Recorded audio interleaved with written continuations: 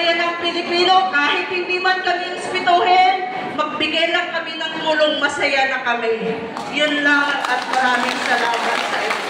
So, once again, I would like to introduce my National Secretary. Siyempre, pag pretty ang National Director, pretty man ba yan ang Secretary? Ako rin yung mga kapwa mo, di ba? So, para sa to ang intensyon sa bagong bansang Maharlika, BBM, and the National Incorporated. Sa muli, ako ang inyong National Miss Jovelyn Gregorio Tibuasa.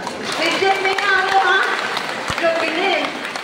Kasi may nakaya-kaya na sa akon. Basta ang Jovelyn nga legit nilong gana. Babaan ay gitna, matik na. Di ba?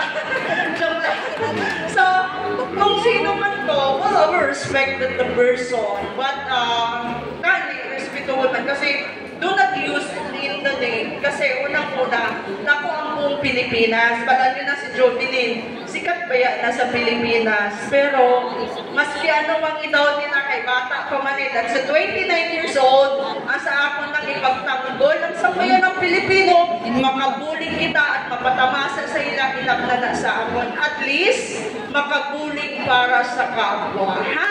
Ano lang, once again, congratulations to all the directors. Ako po ang inyong National Secretary. Tama po yung sinasabi namin, kahit gaano kayo kalayo, actually, kahapon pagbaba namin ng airport, natakot talaga ako.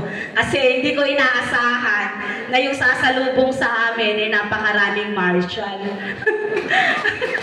Akala ko kung ano na yung nangyayari, Parang gusto ko nang bumalik sa loob ng airport. Sa takot. Pero hindi. Siyempre, kailangan, pag nandito tayo sa ganitong programa, manindigan tayo, Kahit sirain pa tayo, Kahit sirain pa tayo, o ano man ang gawin sa atin. Basta malinis ang puso natin sa pagtulong. Hindi tayo pababayaan ng Diyos. Ano po? Tama po ba mga Board of Directors? Kasi marami pong humahadlang sa atin, lalo ngayon. Ano po? Lalo na ngayon, napakainit ng bagong bansang Maharlika. Mga opisyales na nasa government, hinaharang na tayo. Bakit? Kasi hindi dumaan sa kanila ang pondo. Tama po? Bakit? Bakit hindi na idinaan sa gobyerno ang pondo? Para yan makarating ng tama sa tao. Tama po? Okay. Kaya po, yung mga nagmamarites sa atin, hayaan nyo lang sila. Yung mga hindi naniniwala sa atin, okay lang po yan. Pabayaan nyo sila. Kasi bakit? Yung naniniwala lang at may tiwala sa programang ito, yun lang ang magtatamasa ng kaginhawaan. Okay?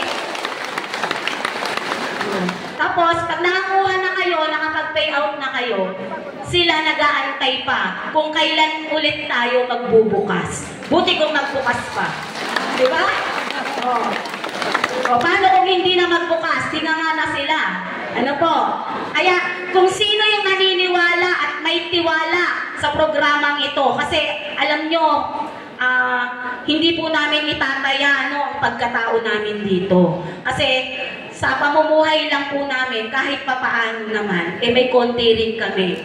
Ano po? Kaya lang, ito lang po yung way namin para makatulong sa marami. Kasi hindi naman po ganun karaming pera namin para ipamudmud sa tao.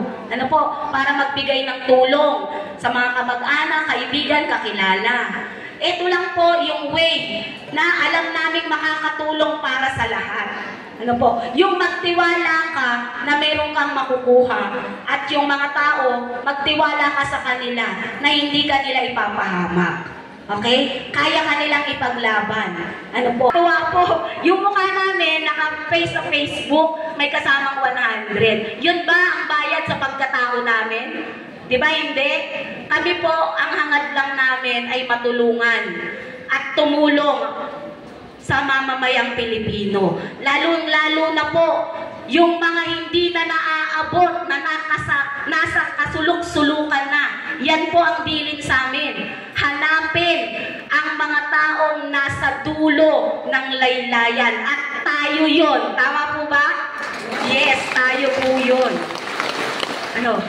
Dahil ito na po ang panahon na para naman umahon ang bawat Pilipino. Dahil ano po ba ang vision at mission ng programang ito? Upang iangat ang antas ng pamumuhay ng bawat Pilipino. Ito na po yun. Ito na po yung legit. Dahil bakit? Wala po itong hinihinging processing fee. Walang processing fee po ito. O kahit na ano man. Magpa-ID ka, magpagawa ka sa amin ng ID, gagawang ka namin. Para ano? Pag may ID ka at meron tulong, kagaya ng educational assistance, food assistance, cash assistance, maa-avail mo po lahat yan once na member ka. Okay? Kasi, alam nyo po, sa totoo lang, nasa dami po ninyo, hindi po namin kayo kilala. Ang ka ng tulong, hulaan ka namin, hindi naman kami si Madam Auring. Kaya kailangan, meron po kayong identification card. Magpapagawa po talaga kayo niyan. Para yan po ang pagkakakilanlan sa inyo. Pag humingi kayo ng tulong sa akin, agad-agad yan mabibigyan kayo. Dahil bakit? Pipicturan nyo lang yung inyong ID, tapos yung sulat nyo na kayo yung humihingi ng tulong, granted na po yan. Okay po ba? Yun. Kaya sana po, dun sa mga hindi nakakaunawa, kasi minsan may mga pilosopong tao. Bakit NGO, mayaman kuno? Bakit kailangan pa ng ID? Bakit kailangan pa magpagawa ng ID, magbayad pa? Natural. Sa panahon ba ngayon may libre? Di ba? Konti na lang ang nanlilibre ngayon, tama po? Tama. Para malaman namin na totoo kayo ay miyembro namin at agad-agad mabibigyan kayo ng tulong, magkaroon kayo ng identification card. Ito po yan. Para malaman namin na kayo ay legit na member ng BBMII. Paano kung kamay-kamay lang kayo pumunta sa amin? Siyempre, unang tatanungin namin, member ka ba? Diba? Tama po? Member ka ba? Willing kaming tumulong basta member ka. Yun po yan. Kaya, yung pong mga decided na maging member ng Bagong Bansang Maharlika, andyan po ang mga board of directors, coordinators, sila po ang allowed kumuha ng inyong member form. Mag-fill up lang po kayo, then yung inyo pong pampa-ID. Pero, yung mga hindi pa decided, okay lang, wala pong problema. Okay? Kasi alam nyo naman ang Pilipino, see is to believe lagi ang katwiran. Maniniwala lang kami pag may katotohanan na at nakita na ang pondo. Dito kasi, ang hinahanap namin benepisyaryo. Kayo yon, yung mga benepisyaryong bibigyan ng tulong. Kasi ang tulong nandyan na eh. Pero yung mga benepisyaryo, hanggang ngayon nagdududa pa. Kaya wag na kayong magduda. Kasi bakit? Hindi po namin i-risk ang buhay namin papunta sa lugar na hindi namin alam at hindi namin kilala ang bawat isa. Pero dahil malinis ang intensyon namin, kahit sulok pa ng Pilipinas yan, pupuntahan po namin para makarating sa inyo ang tamang tulong na para sa inyo. Okay po?